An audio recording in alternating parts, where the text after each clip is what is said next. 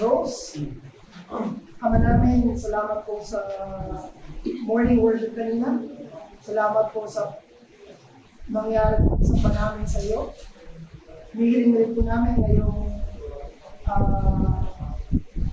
tanghali na tulungan niyo kami na pag-isipan ang usapin naman ng kasipagan, pagtatrabaho. Bigyan po kami ng kaliwanagan at ganoon din o Diyos ng tamang perspektibo tungkol dito, lalo na bilang mga lalaki. Maraming salamat po ating Ama, sa pangalan ni Jesus. Amen. Sige po, diretso na. So ito yung topic natin, diligence and hard work.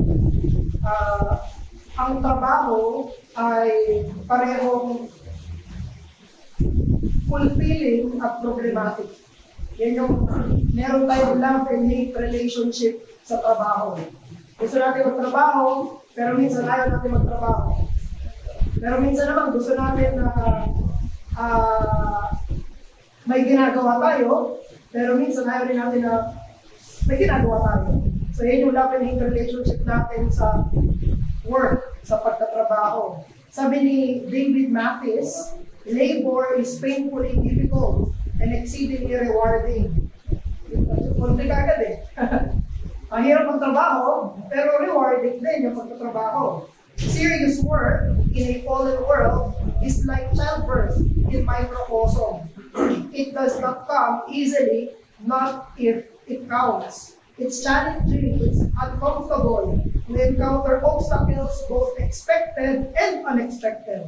It takes pushing, often beyond our sense of ability. And in the end, it is undoubtedly worth it. So may ganyan tayong klase ng relasyon sa usapin ng pagtatrabaho. Mahirap siya, uncomfortable siya, pero alam din naman natin na mayroong sense of dignity, may sense of worth, may sense of being a person, being a man sa usapin ng pagtatrabaho. Pero balikan muna natin yung pinakasimula. Bakit tayo nagtatrabaho? Ang pinaka-reason nun dahil sa imago Dei, dahil sa image of God na nasa atin. Dahil ang Diyos ay nagtatrabaho Diyos, kaya tayo ay mga nagtatrabaho nilikha sa imahe ng Diyos. Kung tayo ay picture ng Diyos, ini-image natin yung Diyos. Ganun yung ginagawa natin. Dahil siya yung nagtatrabaho ng Diyos. Actually, itong John 5:17, may problem yung Pharisees, Sadducees kay Jesus sa pagtatrabaho niya sa Sabbath. Pero sabi ni Jesus, my Father is working until today. Meron yung ginagawa yung kanyang Ama. Isipin niya, hindi natapos yung work ng Diyos sa creation. Even after creation, patuloy na merong ginagawa, merong tinatrabaho yung Diyos. So hindi totoo na nag-create yung Diyos, sinat niya lang kung ano yung mangyayari, tapos hinayaan niya na mangyayari. Hindi ganon. Ang ginagawa ng Diyos, nag-create siya, at patuloy siya kumikilos. Kung paano niya pinlano yung lahat ng bagay. Therefore, it is moral to work and immoral not to work. Although identify natin mamaya kung ano yung work, pero yun ang basic. Moral ang pagtatrabaho at immoral ang hindi pagtatrabaho. Sa creation pa lang ni Adam, pinagtrabaho agad siya. Isipin mo yun? Kaka-create pa lang sa kanya, trabaho agad. Pagka-create sa kanya, sabi agad lang sa kanya, be fruitful and multiply and fill the earth and subdue it and have dominion. May work agad. Therefore, ang trabaho ay hindi nangyari dahil sa kasalanan. May trabaho pa before ang kasalanan. May trabaho na upon creation. Sa Sabbath commandment, twofold yung, pag pinag-usapan natin ng Sabbath, ang naiisip agad natin yung one day, yung rest. Pero ang Sabbath commandment ay utos ng work at rest. Ang sabi ng Sabbath commandment, Exodus 20, 6 days you shall labor and do all your work. But the seventh day is the Sabbath unto the Lord. Ang utos ng Sabbath ay hindi utos ng isang araw. Isa itong utos ng araw-araw. Utos sa Sabbath na magtrabaho ng 6 na araw. At utos ng Sabat na hindi magtrabaho ng 1 araw. So, even dito sa ano pa lang, preliminaries pa lang natin, nakikita na natin na dahil tayo kinag-create ayon sa image ng Diyos, kailangan natin gawin yung work and the rest na cycle. Di ba, yung ginawa ng Diyos sa creation, He created everything in 6 days. And He rested on the 7th day. Doon nakabase yung 4th commandment sa Exodus chapter 20. Pero dito, dahil may imago day tayo, pag nagtrabaho tayo, meron tayong sense ng dignity. Meron tayong sense ng fulfillment. Ano pa ito Lalabas pa ito sa sahod kasi may another fulfillment sa sahod. yung may natapos ka lang. Ito yung tinatawag ngayon na productive ako ngayon. Parang may productive yung araw ko, may nangyari, may ginawa ako, may natapos ako, may sense of accomplishment. Bakit meron ganon? Dahil created tayo sa image of God. Nangyayari sa atin ay na-reveal ko kung sino yung Diyos. Yun yung nangyayari, yun yung nagpe-play at work doon. Na nangyari kung para saan ako ginawa. Nilikha ako ng Diyos para ipakita na ang Diyos ay nagtatrabaho ng Diyos. Ayun yung ibig sabihin. At bilang tao, bilang lalaki, gusto ko na ditong i-define yung work. Yung work, tandaan natin na hindi lang tungkol sa vocation. Meron sa vocation, primarily, yung mga career, vocation yun. Sa inyo, IT, iba teacher, iba sa architecture, iba sa software, yung iba sa inyo ay may ibang mga pinagkakabalahan, iba business people. So, yan yung mga vocations nyo. Pero even outside our vocation, meron tayong work. May work tayo sa career, may work tayo sa bahay, may work tayo sa church, may work tayo kung saan tayo nakalagay. So, ngayon kung isipin natin yung work, ito lang kayo nakapaloob doon sa quote-unquote trabaho mo. Dahil meron tayong trabaho, saan man tayo nakapaloob na institusyon. So, kunyari, wala kang work sa career, pero mo pa rin work sa ibang mga bagay. May work ka sa bahay, may work ka sa church, may ganyan. So, at home with our families, in our vocations, and in our church. Pero ang problema, yung work natin ay sinumpa. Sinumpa ang trabaho. Nagkasala si Adan, si Eva, Genesis 3:17-19. Ang sumpa ng Diyos sa lalaki ay yes, kamatayan, pero ang bulk ng curse ay sa trabaho. Ang bulk ng curse sa babae ay sa panganganak, kasi hindi ng trabaho nila. Ang bulk ng curse sa mga lalaki ay sa kanilang mga trabaho. Basahin ko lang mabilis Genesis 3:17-19. And to Adam, God said, because you have listened to the voice of your wife and have eaten of the tree which I commanded you, now you shall not eat of it. Ito na yung curse. Curse is the ground because of you. In pain you shall eat of it all the days of your life. Thorns and thistles it shall bring forth to you. And you shall eat the plants of the field. By the sweat of your face, mapagod ka, mahihirapan ka, you shall eat bread till you return to the ground. Hanggang mamatay siya. So, pagpasok ng sin sa created world, sinumpa ng Diyos yung lupa. Sinumpa ng Diyos, alin? Ang lahat ng pagtatrabaho. Trabaho ni Adam yan yung lupa. Sa creation, sinumpa ng Diyos ang lahat ng uri ng trabaho. Sinabi ng Panginoon, nagtrabaho ka, ang bunga, thorns and thistles.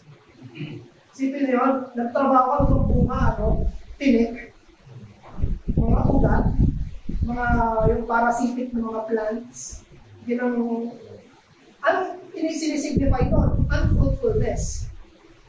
Ang tagal-tagal mo nagtatrabaho, pinaghihirapan mo na, tapos walang bunga. O kaya konti yung bunga. Ibig sabihin nun, ang sumpa ng Diyos ay unproductivity, unprofitableness, pagiging unrewarding, quote-unquote, at pagiging unsuccessful. Pero alam natin na meron pa rin mga bunga ngayon.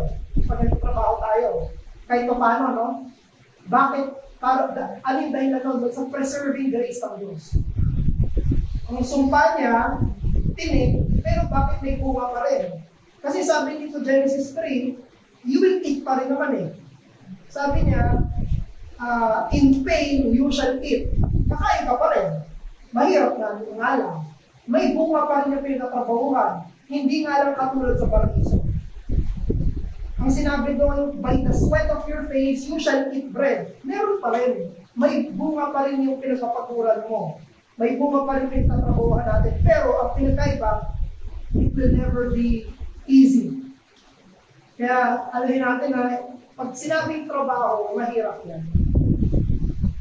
Ang madalas na hinahanap natin yung madaling trabaho. Brad, unbiblical yan. Hindi biblical yung maghanap ng madaling trabaho. Ang trabaho, by definition, post-fall, cursed world, ay mahirap. Walang trabaho madali. Pwede kino-compare mo yung work mo sa work na iba. Naisip mo, sila, ang dali ng trabaho nila. We don't know. Pag pumunta ka sa posisyon na yun, mahirap. Hindi totoo yun. Huwag ka maniwala, deception yan. Ngayon, may mga nag-uusapin, easy money, passive income. Alam niyo, madalas sila na scam. Bakit? Walang easy money. Wala kang gagawin, tapos may mangyayari. Alam niyo, maging sa mga stockholders, pinag-aaralan nila yun eh. Gagawin pa rin yun eh. Pinag-aaralan yun, hindi yun magbibigay ka lang, tapos lahat na okay na. Binabasa ka ako eh. Sa Anthony Taberna, may nabasa ko rin, sabi ko, iba to mukhang scam to May link pa eh. Hindi ko totoo. May ano daw, how to get rich easily. Alam mo, convincing talaga. Kahit dati, may nagtala sa akin, may nag-email sa akin. Ano daw, wala daw siya mapamanahan ng pera niya. Tinanong ko kasi papa nun eh. Ano ba yung pa-Angola ba yun sa Africa? Hindi alam ni Pao, pero tanong ako sa Africa. Pupunta na ako Africa eh. Pero kasi, may nagsasabing easy money. Buti, hindi natuloy. Baka layungan traffic na ako. Hindi natuloy. Kasi gusto ko easy money. Pero scam yun, walang easy money. Bakit? Kasi nasa fallen world tayo. Walang trabaho madali. Lalo na sa mga bata, pag-isip nyo paglaki, gusto ko, easy money, walang gano'n. Meron mga trabaho ng mga master, May mga trabaho ng mga acquired skills, pero lahat yun ay merong, kung yun ay sinabi ni David Mathis, sabi niya, kung yun ay true work, yan ay mahirap. Ang mga madadaling work, illegal. Hindi tama yung sa harapan ng Diyos. Yun yung madadali. Pero hindi tama yung sa Diyos. So, it is difficult. Ano yung scope ng curse? Hindi lang curse yung trabaho, kundi may curse din tayo. Kasi, makasalanan tayo eh. Hindi lang ang trabaho mahirap, kung hindi mahirap din ang trabahador. In the sense na sinful ang lahat ng trabahador. Walang trabahador na sinless. Ano ibig sabihin nun? Pwedeng mag-go tayo sa dalawang pitfall. Una, workaholic, o kaya naman idle. Dalawa lang palagi. Either worship mo yung work, or ayaw mo mag-work. Minsan may mga tao kang makikita na nasa dalawang extreme na ito palagi. Either sobrang sipag nila, o kaya sobrang tamad nila. Dalawa lang. Wala sila sa gitna. Makikita, may sarili natin, di ba? Pag sipag na kumakain, talagang totoo sa trabaho, pero pag walang ginagawa, kasi wala talaga. So, ito yung scope ng curse. Hindi lang yung work, hindi lang yung ground, pati si Adam, may sin. Si Adam ay may kasalanan. Meron siyang love and hate relationship. Wino-worship niya yung work, o dinidemonize niya yung work. Ganun palagi yung relationship natin. Kaya, aminin natin, mahirap ang proper work-rest balance. Sobrang hirap sa fallen world, balansin mo yung trabaho at pahinga. Bakit? Nasa fallen world tayo at fallen people tayo. Though sacrifice na tayo, let's say, ano-ano yung mga misinterpretation natin. Pag minsan, inisip natin, nagpahinga ka lang, inisip ko katamaran agad yun. O O kaya naman, iniisip mo, pag workaholic ka, yun lang ang acceptable standard. Kung ang hirap i-balance, ano ba tamang timpla ng pahinga at trabaho? Pag hindi mo kasing sipag yung iba, pag hindi workaholic yung iba, iniisip mo, tamad agad sila. Pag nagpahinga lang ng konti, isipin mo, tamad agad sila. O kaya naman yung sa workaholism, yan ang interpreted as proper. Again, hindi ko sinasabing meron tayong percentage dito, pero ang sinasabi natin ay mahirap. Like nasa fallen world tayo. May percentage tayo per week. 6 days, 1 day. Yun lang. Pero yung sa araw mismo, 8 hours, ilang ba yan? Ilang hours ba yung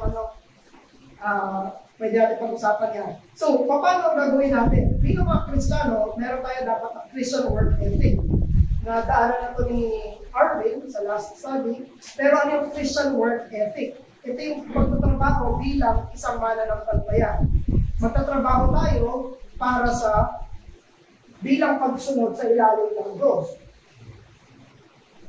At kung meron tayong Christian work ethic, ibig sabihin nun, hindi proper ang katamaran. Kaya hindi proper ang katamaran sa New Covenant. Dahil sa New Covenant na tayo, sa Old Covenant, bawal na yan. Sa New Covenant, lalo na. Hindi pwede ang idleness or katamaran sa loob ng New Covenant. Galing ito kay Doug Wilson, ito yung mga marks ng laziness. Una, no continuity. Walang follow-up. Una lang ginawa, tapos hindi na sinundan. Negas kong goal. Una, ginawa niya, tapos wala na. Yun ay laziness. Sa Proverbs 12, 27, 19, 24, 2, 25. Ginawa mo umpisa, tapos wala na kasunod. Ayan, katamaran yun. Ano pa yung katamaran? Pagbibigyan ng excuse. Mark ng laziness ang pagdadahilan palagi. Sabi mo kasi ganito kayo, ito yung situation ko, ito yung nangyari. It is hard, sabi ni Wilson, to avoid because laziness is full of excuses. Maraming dahilan. Sabi nga ni Wilson, even ang preparation ay work. Kapag hindi ka naghanda, yun ay katamaran. May excuse upon excuse. Tapos, ano pa? Ang laziness daw ay foolishness. Ito daw ay kamangmangan. Bakit? Nagpapakilala ito na may karunungan. Nagpapakilala siya na mas marunong pa siya sa 7 marunong na tao. Mas alam niya yung dapat niyang gawin, pero hindi niya ginagawa. Sabi ni Wilson, ang laziness daw ay irritation. Nakaka-irita sa mata ng mga nakakakita. Pag nakakita ka ng tamad, nakakainis yun. Sabi ng Bible mismo ang nagsabi, lalo na kung ikaw ay parent. Compounding, ang laziness daw ay may bunga. Hindi pa din walang bunga. Laziness, isipin niyo na, nagpakasipag ka naman, may thorns pa rin. Paano pa kung lazy? Anong bunga nun? More thorns. Ang bunga ng katamaran ay mas maraming tinik. May tinik pa rin kapag ginawa mo ng tama. May tinik pa rin kapag ginawa mo ng puto sa'yo. Pero kapag hindi, the more, the harder, the worse. Kaya fruitlessness ang bunga ng laziness. Sabi ni Wilson, laziness is not rest. It does not prepare for work. It prepares for more laziness. Laziness grows along with the frustrated desires. Ay gusto natin qualify yun ha, ang laziness ay hindi pahinga. Kung hindi inordinate na pahinga. Ito ay pahinga 2.0. Ano to? More than yung laziness. So, yung work at rest, since the beginning of time, ay may rhythm talaga yan. Work, pahinga, work, pahinga, work, pahinga. Pero ang New Covenant, kasi sa Old Covenant, ang ginawa ng Diyos, nagtrabaho siya, 6 days, napahinga siya sa ikaw araw. Ganon yung rhythm ng Old Covenant. Pero sa New Covenant, baliktad. Ano na yung Sabbath natin sa New Covenant? First day. Hindi last day. Therefore, mula sa ating pahinga, doon tayo nagtatrabaho. Sa bagong tipan, we rest in order to work. Itong Sunday, hindi yan 7th day. Ang Sunday ay first day. Sa mga kalendaryo nyo, yan nasa una. Ang Monday, yun lang ang unang araw ng trabaho. Pero hindi yan ang unang ng isang linggo. Ang unang araw ay linggo. Kaya ang Sabadista, di ba, nag-worship sila sa Sabado, 7th day. Pero bilang mga mananampalataya ng New Testament, we believe na nabuhay si Jesus ng first day of the week dahil dumating na yung new creation, doon tayo nabubuhay sa new creation. Therefore, we work from rest. Itong Sabbath day ang dapat mag-appropriate ng buong linggo mo. Kung ano yung nangyari dito, ano nangyari sa pagsamba, ano yung natutunan mo, ano yung napagay mo, ano yung meditate mo, ito yung gagamitin mo from Monday to Saturday. Tapos, ganun din sa work natin. Pag yung principle na yun, yun ang gagamitin natin sa araw-araw natin. Nagpapahinga ako so that I can work. Hindi ka nag-work so that you can rest. Nagpapahinga ka para may magawa ka ulit para sa Diyos at para sa kapwa. Yun yung Christian work ethic. Yun yung Kristiyanong sinasabi natin na hard work. Sabi sa Ephesians 2:10, for we are His workmanship. Tayo ay tinrabaho ng Diyos. Created in Christ Jesus for good works. Saved to do good works. Which good works God prepared beforehand that we should walk in them. Anong trabaho natin? Mabuting trabaho. Mabuting gawa. Kaya daw tayo niligtas ng Diyos para gumawa ng mabuti.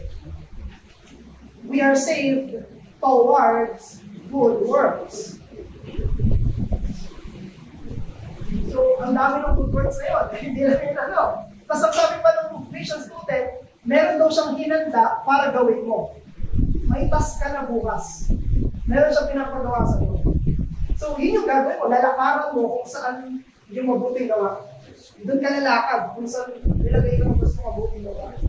So, pero ganun din, pag dadaanan ko na lang to kasi sa time, sa history kasi, sa medieval period, sa Roman Catholic Church, mas mataas sa kanila yung church work.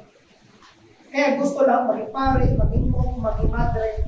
Kasi meron silang primacy doon sa clergy. Oo.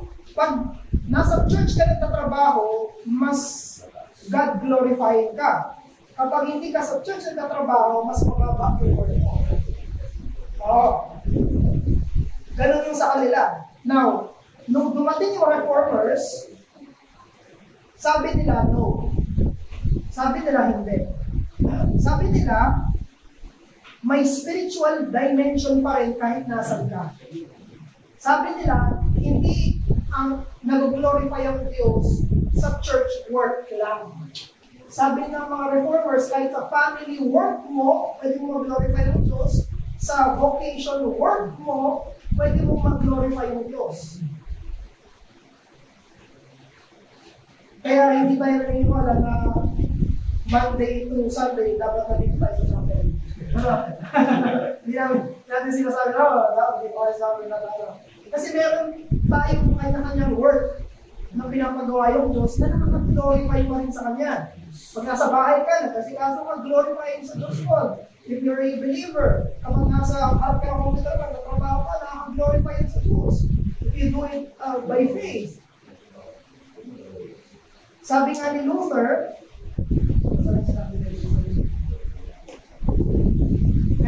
sa Babylonian captivity of the church. the whole world would abound with services to the Lord. Not only in churches, but also in home, in kitchen, kitchen, workshop, field. Sabi ni Luther, pwede mo ba itong mag-glorify ang Diyos kahit sa bahay, nasa kusina ka, workshop, yun yung work nila, vocational, or even sa field, nag-aararo. Iba-ibang level. Sabi niya, even the dairy milk can milk cows to the glory of God. If your job is shoveling manure, taga-linis ng pupo ng baka, sabi niya, then do your best and shovel that manure for the glory of God. Gawin mo yan para sa kaluwalhatian ng Panginoon. Gusto kong basahin yung last na sinabi ni G. Bay. Sabi niya, then through word and sacrament, our faith is strengthened. Our faith then bears fruit when we are sent back to our vocations, in our families, our work, in our culture. Na after natin mag-worship, ang sinasabi, then do your job for God. Pagkatapos natin mag-worship, pag-uwi niyo sa kanya-kanyang bahay, maghugas kayo ng pinggan para sa kaluwalhatian ng Diyos. Tulungan mo yung asawa maglaba para sa kaluwalhatian ng Diyos. Gumawa ka ng lesson plan mo for the glory of God. Humarap ka sa computer mo for the glory of God sa work mo. Pero hindi lang yun hard work. Gusto ko rin ibigay sa atin yung hard hope. Hindi lang hard work, kundi hard hope. Kasama ng Christian work ethic na umaasa tayo na hindi ganito palagi yung mundo sa trabaho. May paparating na mundo kung saan mare-restore at mare-redeem yung cursed ground. Kasi ngayon, meron pa rin tinig sa trabaho natin. Kahit gano'n ka-faithful sa pagtatrabaho, that's for the glory of God, that is pleasing to God, God will reward that. Pero hanggang mamatay tayo, meron pa rin tinig. Meron pa rin thorns. So, ang position natin dito is that magkaroon tayo dapat ng hard hope. Hindi lang hard work, kundi hard hope. Ano yung hope natin? May darating na new heavens and new earth kung saan meron kong perfect work-life balance. Darating yung bagong mundo kung saan magkakaroon tayo ng perfect work-rest balance. Doon darating yun. Gusto natin i-qualify na kapag sinabi ng Revelation 14:13 that we will rest from our work, kasi merong text na ganon, hindi ibig sabihin na wala na tayong gagawin sa eternity. Hindi ibig sabihin na nakagano'n lang tayo eternity. Wow.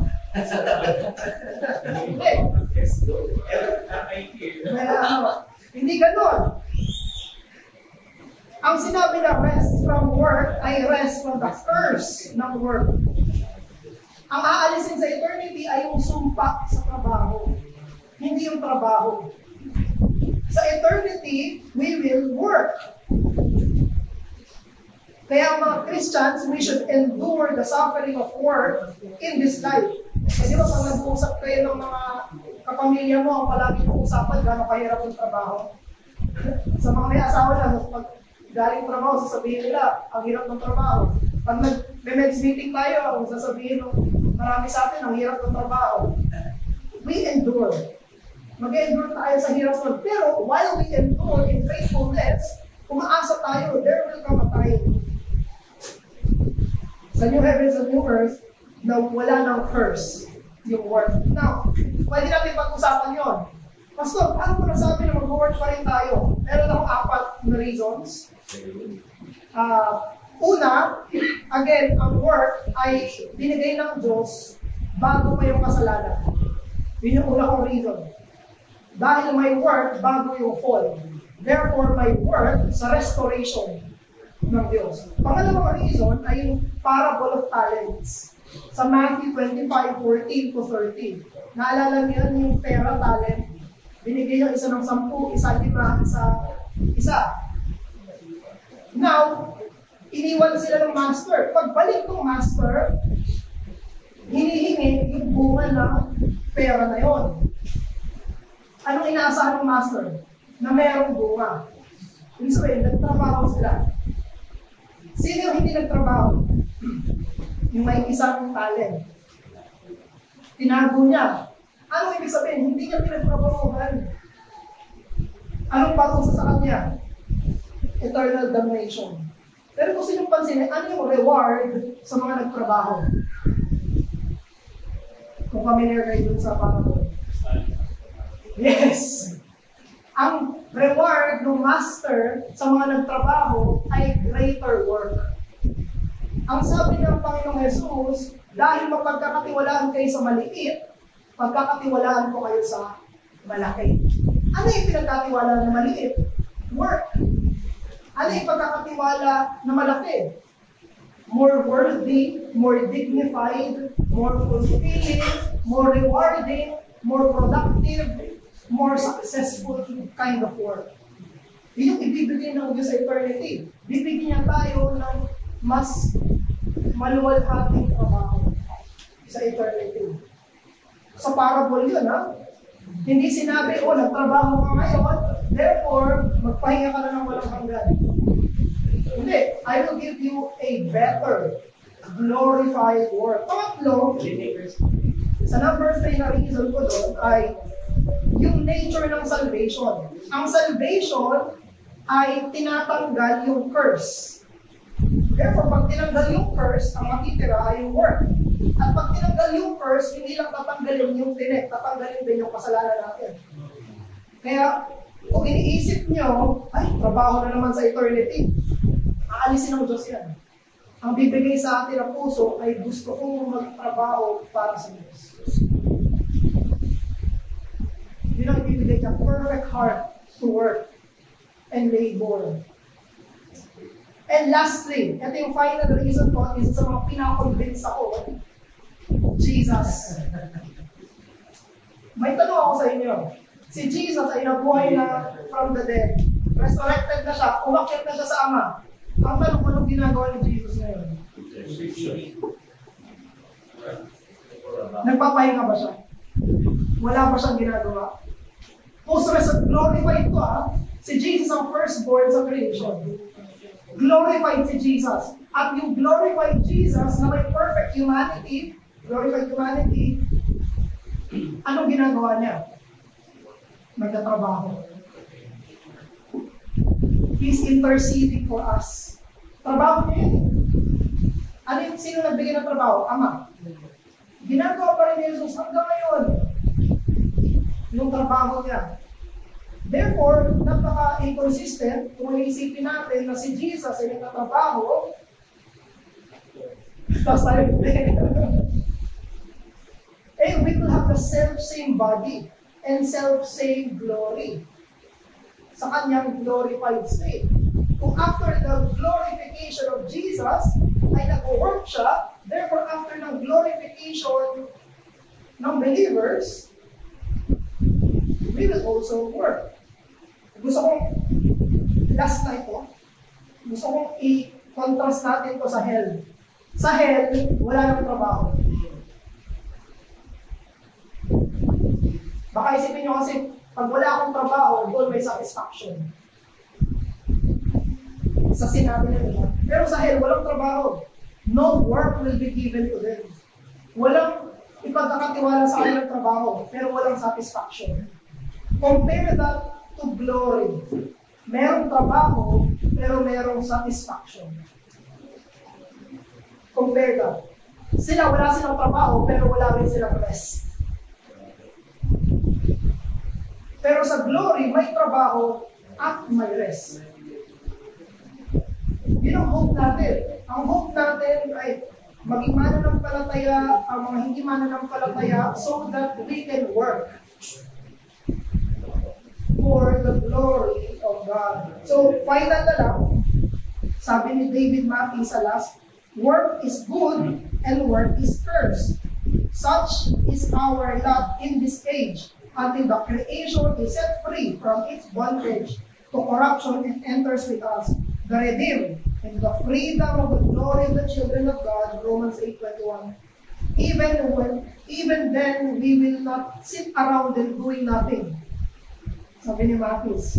But we will be freed to work and move and expend ourselves in joy, finally encumbered by the curse. Amen. Work hard, worship harder, and hope the hardest. So, nagtatapos yung lecture natin. Any po, baka may comment kayo, realization, or question. Nagkakasala ba ang isang Kristiyano kapag nag-work siya after yung service natin? Morning, afternoon work. May dalawang usapin kasi tayo ng Sabbath keeping. Mayroong mga hard-lined na Sabbath keeping na 12 to 12. May sila mula 12, dito ako, hanggang 12 ulit. May mga ganoon. Meron naman yung essence ng day mismo. Yung essence ng day ay kailangan kong gawin for the glory of God. Kaya even after ng worship, nagpa-public worship pa, private worship, yung essence ng work. Meron din naman na medyo mas loose na kapag nag-worship na kami, tapos na yung work natin sa Diyos. So mayroong mga iba't ibang mga medilis doon. Depende kung paano natin unawain yung Sabbath rest. Ako, ang personal belief ko na hindi naman hard line, kasi dapat to before Saturday night pa lang.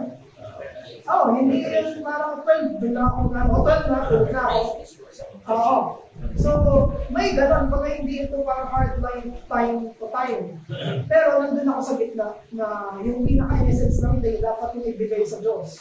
Pero ganon din, hindi sobrang higpit na kung merong mga ibang gagawin ay bawal nang gawin. Pero of course, the best way to celebrate ay meron kang public worship, private worship. Yan ang pinaka-best. Kaya yung iba doon ginugugol sa Lord's Day na magbasa sila ng isang mapagbasa ng ibang araw eh. Doon sila magbasa ng ibang mga kailangan nilang gawin. So, depende yun sa degree ng even sa mga reform, iba-iba rin yung nila. So, it depends pala sa conviction din natin. Kasi yung sometimes may mga kapatid tayo na kasalanan na center. Yes. And then sometimes naman yung iba pictures, tapos preparation for tomorrow. Lesson plan, yung iba naman may meeting, inis-inis mga nag-caption na parang medyo na nagugulo. Sometimes may mga kapatid tayo minsan nagugulo sa hard. Yes. Don't work as a Sunday. Kaya kailangan mong consider individually. Hindi lahat nasa gano'n. Kunyari, isang season lang ito. O kaya matagal na namang pinaglaban ng Lord's Day. Pero lang talagang providential na hindi na talaga maiwasan to. Pero pinilit niya pa rin makapag-worship. Kumbaga, na yun, ang dami ng ginawa para makapag-worship lang. Tapos after ng worship, kailangan na lang talaga. Kaya kailangan lang yung important din ay malaman natin yung individual status. Hindi lang yung general pamilya. Mga gano'n. Kasi,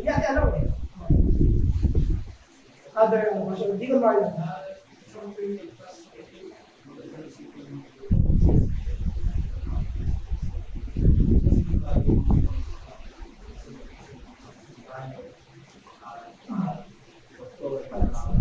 Ayun ba sa kung magiging part tayo, sabihin mo sa nakasala sila. Pero sinasabi ko yung that case, sila na nakasala. Ay, hindi ko tao sila. Ang piso din yung Pero hindi ko na works of mercy sila. Yung necessity ay work na ginagawa ko para makasamba. Pag-prepare ako ng sasakyan, para makasamba. Yung mercy ay doon na yung mga doctor, nurse, lalo. Dahil, calling nila para may hindi mapatay. Yun yung nagligtas si Jesus, may nagpagaling siya. Para kayo hindi mamatay, kailangan kong gawin yun. Kahit na mag-miss ko yung Lord's name. Thank you, Lord. Sir Lord. Yung sa usapin ng forgiveness, Oh. maganda na pag-aaralan natin sa ulit Pasko. Kasi meron ako nakausap na reform Christian. So tatay siya. And meron siyang responsibility sa family niya. There are times na nagkakaroon siya ng feeling na parang please, magkakaroon siya ng feeling. Kasi may mga linggo na nag-i-struggle siya kasi at the same time, may mga may work siya ng linggo. So nag-i-struggle siya kung pag nag-resign naman siya doon, isipin niya, sinusunod sa pamilya niya. So, nag-i-struggle siya dun sa part na alam niya na dapat pag linggo, nasa church siya. Pero at the same time, kailangan niya mag-provide ng needs sa family niya. So, maganda na na-mention na hindi greater yung sa part ng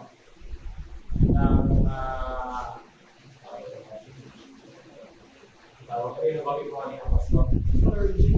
Kasi though alam naman niya sa sarili niya na ako talaga pag linggo nasa church kayo. Kaya lang meron lang siyang feeling na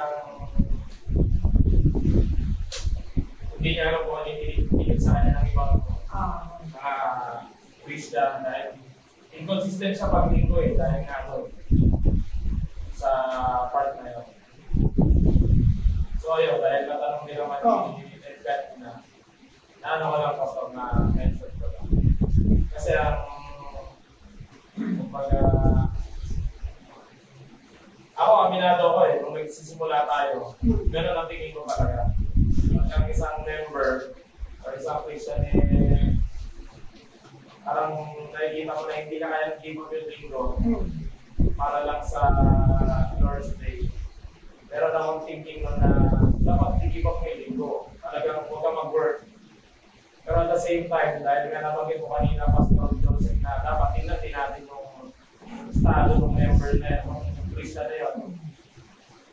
So ano siya, pieces ng siya ng sabi ko na mas na-enlighten ako sa part na yun. Kasi yun talaga hindi ko dati. Pag linggo, talagang give up mo. Trabaho talaga. Pero providentially kasi, kailangan mo mag-provide sa family mo. Kumbaga, pag nag-resign ka doon, agad-agad, siyempre, wala ka naman may pag-provide agad for them. Then at the same time, ang hirap maghanap ng work na walang linggo. Yun din talaga. Kasi, ano ba mga work na walang linggo? Diyan sa teacher, sa office. Pero may mga kapatid tayo na nasa call center, industry. So, ayun lang, Pastor. Salamat. Salamat. Siguro yung mga comment ko lang din, pwede tayo makonvict sa inconsistency talaga. Pero hindi tayo makakonvict sa 6 days na trabaho tayo. Dapat yung Kristiyano ay meron silang sense na itong 6 days na to ay pagsunod ko sa Diyos. Pagsunod. Itong 6 days na to ay pagsunod ko sa Diyos. Kung meron lang yung isang araw ng worship talaga, yung hindi niya na alam, doon lang siya makonvict. Pero dapat hindi siya makonvict sa 6 days. Kasi dapat niyang gawin talaga yan para sa Panginoon. So, kahit mapasalamat din tayo sa Panginoon, may mga kapatiran din talaga na they're doing the hard call na ang hirap nun Anong gagawin ko dito?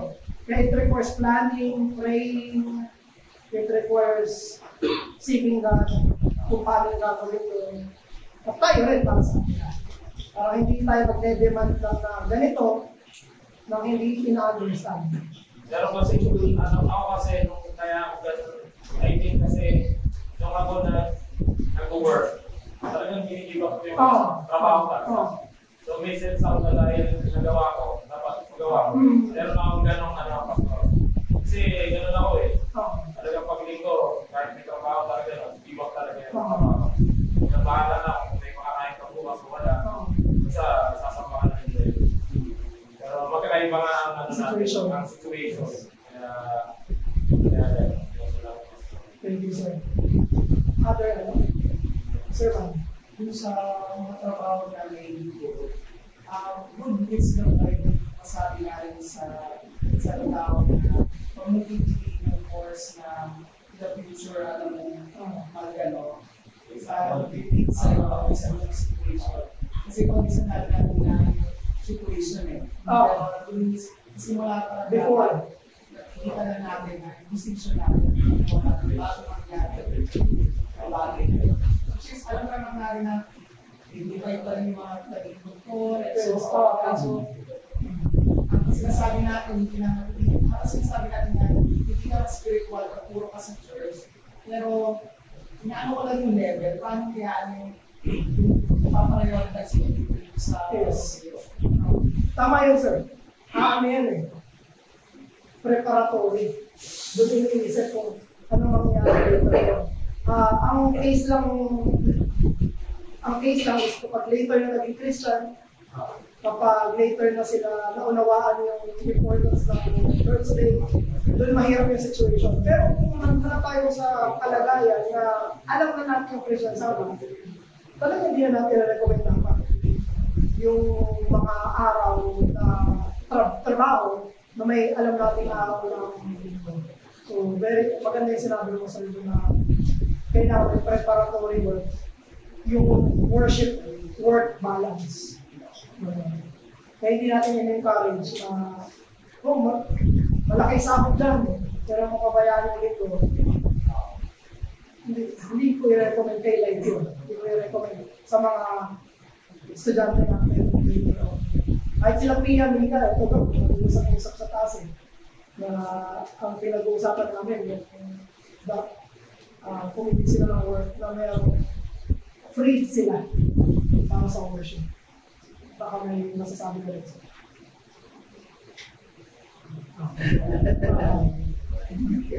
Yun. Anyway. Si Arlen.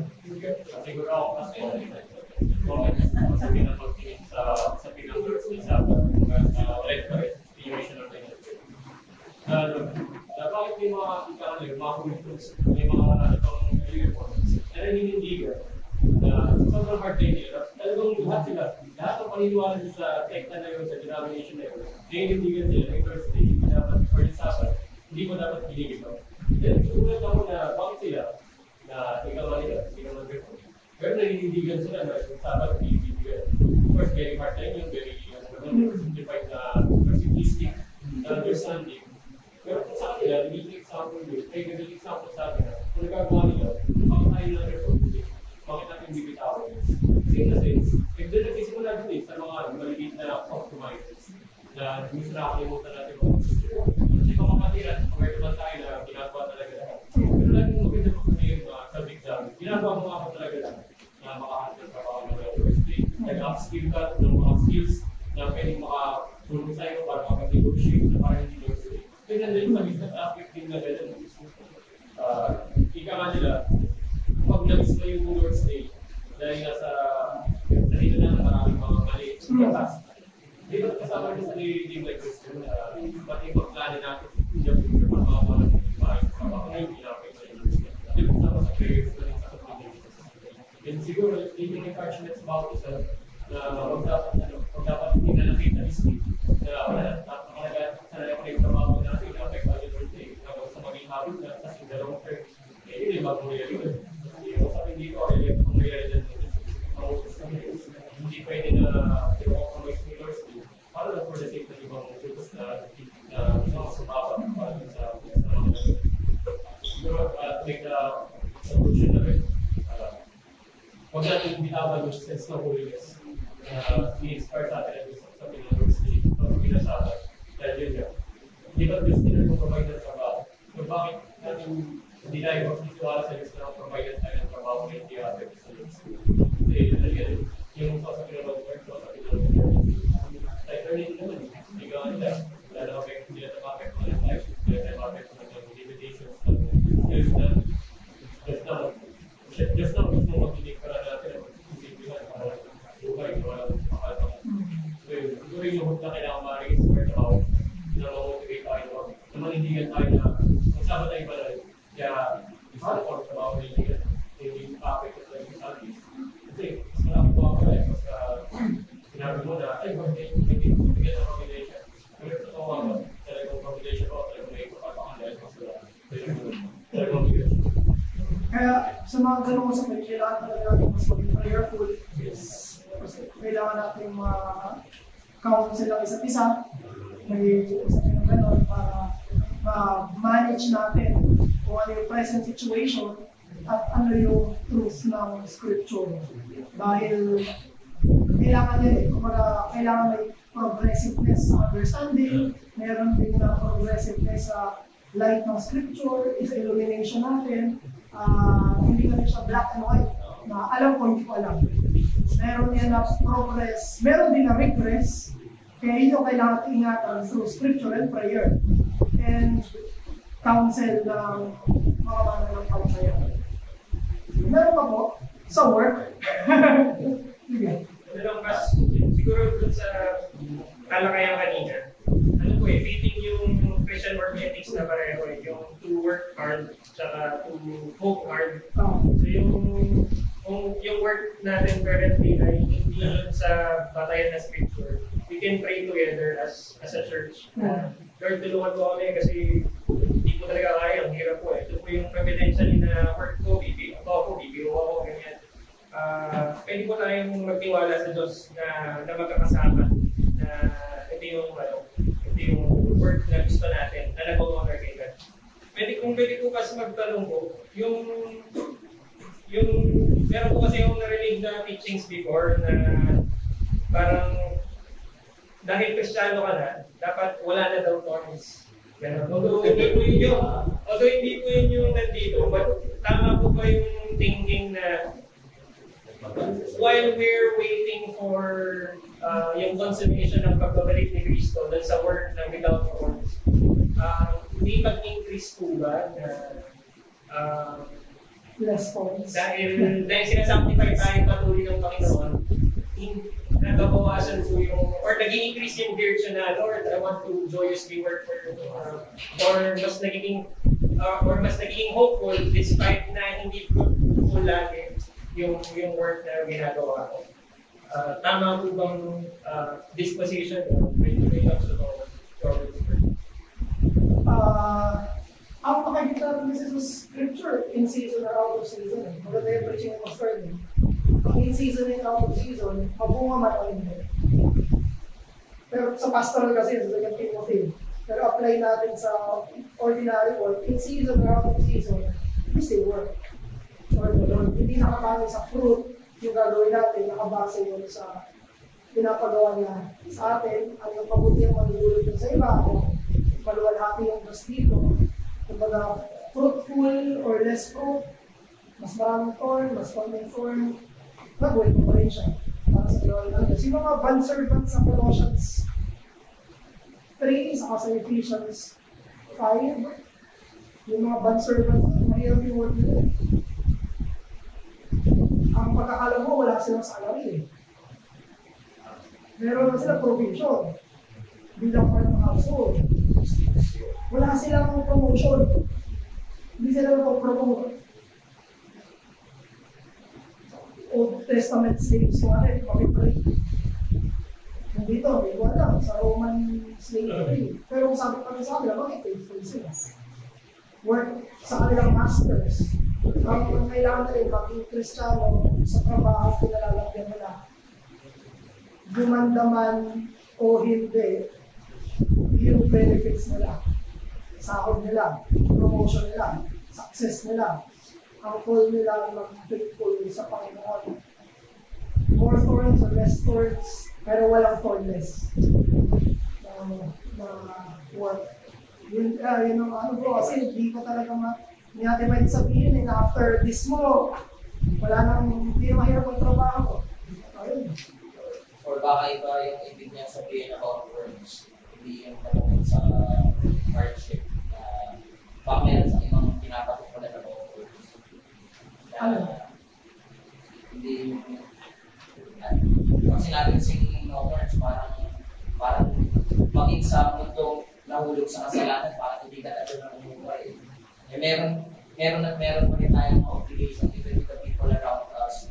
May mga ka-work ka na nagtatrabaho na nagkakasala sa'yo. Meron talaga. So parang walang perfect environment in the world na nahulog sa kasalanan. Kaya hindi mo talaga completely masabi wala nang thorns. Ito. Hindi na natin.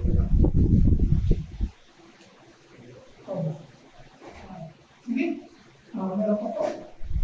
Yes. Siguro yung ano lang din, yung about dun sa work hard din na sinasabi. Sa mga nakausap namin na nagkaroon ng conflict with regards to Sunday din, or even with the brethren na nagtatrabaho sa call center, we even told them na you work hard dun sa mga merong trabahong ibinigay sa'yo. Bakit? Kasi minsan kapag nagtatrabaho ka ng maigi at binibigay mo yung best mo sa mga trabaho mo, nagkakaroon na ng mga privileges. Nakakapag-request ka ng off ng Sunday. Kaya meron tayong obligation na goal natin na panatilihin na banal yung araw ng linggo, magkakaroon ng conflict with that. Pero as you work hard, minsan nagkakaroon ka ng rights or privilege na mag-ask na pwede ko ba itong hingin na off. Kaya ang challenge sa atin talaga, yung quality rin ng work na meron tayo na binibigay natin. Kasi to be honest, again, if you will be honest, may mga times may mga flaws tayo. At makikitaan tayo ng katamaran doon.